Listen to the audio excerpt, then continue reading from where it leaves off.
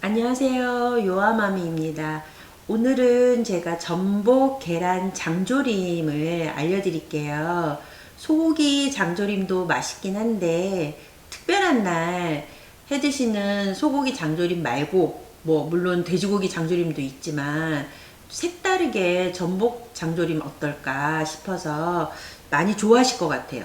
그래서 한번 어렵지 않으니까 시작을 해볼게요.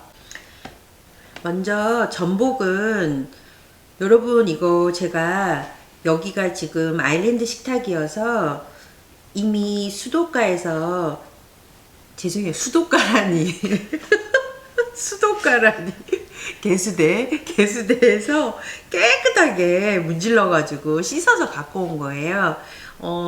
만약에 이 껍질 쪽을 만졌을 때 약간 이물질 같은 게 많이 묻어나면 오늘 이 껍질채로 들어가는 건 아니라서 안 닦아도 되는데 이 5개를 다 손질하는 동안 이 뒤쪽 부분에서 뭔가가 계속 묻어난다면 오염이 되잖아요. 그러니까 껍질도 그냥 가볍게 좀 씻어 주시고 꼼꼼하게는 요 살부위 흐르는 물에다 대고 깨끗하게 흐르는 물에다 씻어서 준비를 했습니다. 그러면 얘를 여기 보시면 지난번 메뉴에서도 제가 손질하는 법 알려드렸는데 간단하게 한 번만 더 보여드릴게요.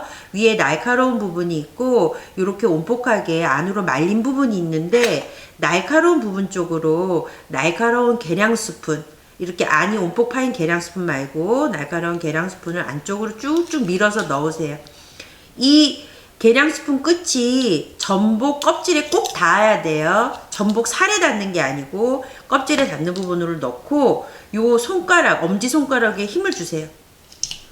그래서 쭉쭉쭉 밀어내면 뚝 떨어져요. 여기 딱 보이시죠? 뚝 떨어진 거. 요렇게 해서 그 다음에 오늘은 제가 살 부분만 쓸 거라서 요 내장은 안 쓸 거예요. 근데 제가 마켓컬리에서 살아있는 활전복을 주문했기 때문에 굉장히 내장도 싱싱하니까 혹시 요즘 날씨가 오락가락해서 감기 걸려서 죽 같은 거 끓이실 분 계시면 요 내장 버리지 마시고 죽으로 활용하세요. 근데 저는 오늘 요 살 부분 쓸게요. 자, 요렇게 지저분한 약간 너덜거리는 것도 다 잡아 뜯었고요. 그 다음에 여기 이 부분이 여러분 그 이빨이에요. 전복 이빨. 여기 전복은 이쪽으로 이 전복 애들이 먹은 것들을 내보내기 때문에 좀 깨끗하게 잘라내시는 게 중요해요. 탈이 나실 수도 있으니까 전복살이 아까워서 얇게 베어낸다 이런 생각으로 하지 마시고 아예 탁 잘라서 버려주세요. 이 전복 앞쪽 솔로 깨끗하게 닦은 쪽 말고 내장이 붙어있던 안쪽에다가 X자로 칼집을 촘촘히 넣어주세요. 그래야 전복 장조림 양념이 전복 요 사이사이 칼집 사이로 들어가서 훨씬 더 맛있게 간이 배니까 이렇게 칼집을 쭉쭉쭉. 그리고 이렇게 해서 이 상태로 넣으면 나중에 드실 때 너무 커요. 그러니까 한 번 정도 반 이렇게 잘라주세요. 이렇게 해야 밥이랑 장조림 약간의 국물과 요 전복을 같이 한 입에 넣고 드셔야 진정한 맛을 느낄 수 있거든요. 그래서 이렇게 손질해 주시면 되세요.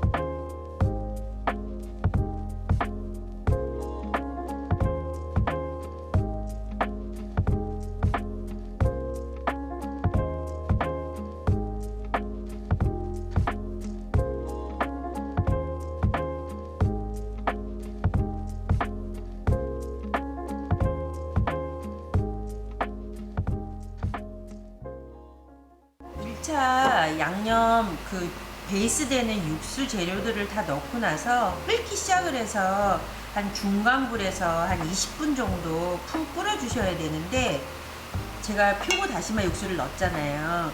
그 육수가 굉장히 진하면 이렇게 끓을 때 약간 달걀 흰자가 붙는 것 같은 것들이 막 생겨요. 그 다시마에서 나온 성분이니까 사실은 그냥 드셔도 상관은 없는데, 전복 계란 장조림을 그릇에 담아냈을 때 조금 깔끔하게 드시고 싶으시면 이렇게 저처럼 살짝씩 스푼 이용해 갖고 걷어내 주셔도 괜찮아요. 있어도 되지만 없으면 좀 훨씬 더 나중에 음식을 담아냈을 때 깔끔하게 보이니까 조금씩 걷어내 줄게요.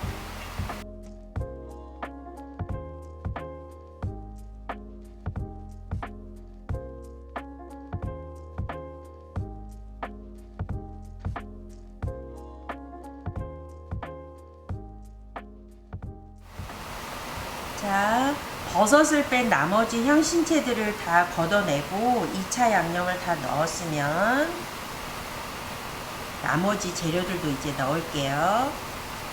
2차 양념 넣고 전체적으로 양념장이 끓어오르면 중강불 정도에서 우선 마늘 넣고요. 삶은 달걀. 만약에 삶은 달걀 대신 메추리알을 넣고 싶다 그러면 메추리알 한 15개 정도? 그 정도 넣으셔도 돼요. 그리고 전복 넣고, 불은 계속 중강불 유지하시고, 여기에서 지금 양념이 끓고 있을 때 저희가 넣었잖아요. 근데 재료를 넣으니까 온도가 떨어져서 지금 다시 안 끓어요. 다시 끓기 시작하면서부터 10분을 끓여줄게요. 꽈리고추. 저는 꽈리고추를 좋아해서 꽈리고추를 넣었는데, 약간 이 장조림을 어른들만 드실 거면 청양고추도 괜찮아요. 저는 청양고추도 추천해요. 근데 지금 왜 청양고추가 그렇게 하나도 안 매운지 모르겠어요. 근데 매운 거 좋아하시는 분들은 그 취향에 맞춰서 넣어주시고, 저는 요 꽈리고추를 안에 간이 좀 더 잘 배라고 가위로 살짝 끝을 좀 잘라줬어요. 어떤 분들은 그 이쑤시개로 찌르는데 그거보다는 이렇게 아예 잘라내는 게 맛이 더 잘 들거든요. 그래서 이렇게 넣고, 약간 나중에 장조림을 담아냈을 때 반짝반짝 윤기 좀 흐르라고 물엿을 한 수저 정도만 넣을게요. 요거는 단 거 안 좋아하시면 생략하셔도 돼요. 자, 그러면 마무리로 꽈리고추랑 물엿 넣고 요 상태로 5분만 더 끓여서 간 배게 해줄게요. 자, 이제 전복 계란 장조림이 완성이 됐는데, 제가 수업을 해보면 우리 수험생분들이 똑같은 음식인데도 선생님 집에 가서 차려내면 식구들이 선생님이 저희한테 이렇게 플레이팅해서 내놓는 것처럼 감동받지 않는 것 같아서 어떻게 담아야 예뻐요? 이런 얘기를 많이 물어보시고 궁금해 하세요. 그래서 사실은 그렇게 어려운 건 아닌데, 그냥 저는 여러분들이 제가 하는 그대로를 따라 하시면 될 것 같아요. 막 창의적으로 한다기보다는 선생님 저렇게 담았구나, 나도 저렇게 담아야지, 요런 방식으로 알려드리는 게 좋을 것 같아서, 먼저 계란은 커팅을 해서 담는 게, 커팅을 해서 안에 있는 그 달걀에 이 맛있는 맛간장 같은 이 국물이 촉촉히 배어들어야 더 맛있거든요. 그래서 예쁘기도 하지만, 그래서 칼로 얌전하게 자르세요.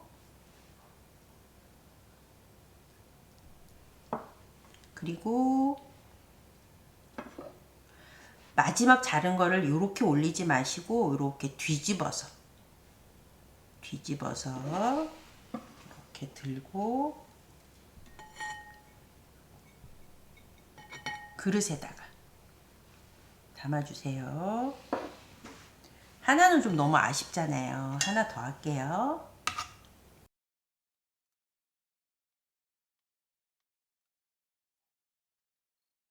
달걀 노른자가 좀 나오게 하면 훨씬 더 예뻐요. 그냥 이렇게 하나로 이렇게 뭉쳐진 것처럼 보이는 것보다 노란색이 눈에 띄면 훨씬 더 예쁘니까 이렇게 담고, 그 옆 공간에다가는 전복이랑 그다음에 아까 제가 육수 내고 거기에 나온 표고도 꼭 넣으라고 말씀드렸잖아요. 근데 저하고 저희 남편은 사실 서로 먹으려고 하는 게 이 버섯이에요. 너무 맛있어요, 버섯이. 그래서 버섯도 이렇게 담아주시고, 주인공은 전복이니까 전복도 담아주시고, 그다음에 버섯도 이렇게 담아주시고, 전복은 조금 볼륨감 있게 더 담으셔도 돼요. 그리고 빼놓지 말고 꼭 또 담아야 되는 게 마늘. 마늘도 이렇게 건져서 꼭 같이 드세요.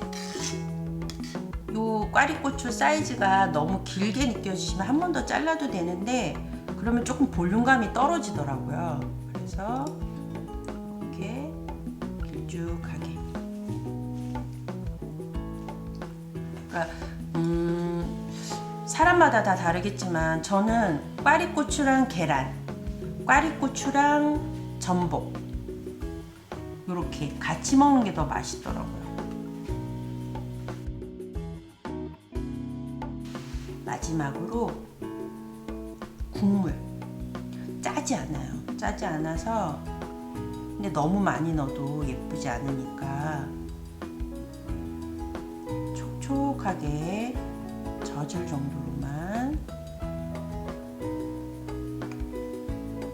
그래서 이게 너무 무늬가 막 화려한 접시에 담으면 얘네들이 좀 죽어요. 그러니까 저는 장조림은 화이트 그릇이 제일 잘 어울리는 것 같더라고요. 담아보면.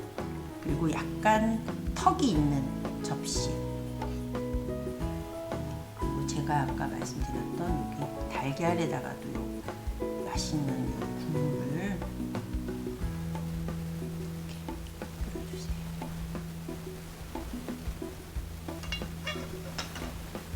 자, 전복, 계란, 장조림은 완성이에요.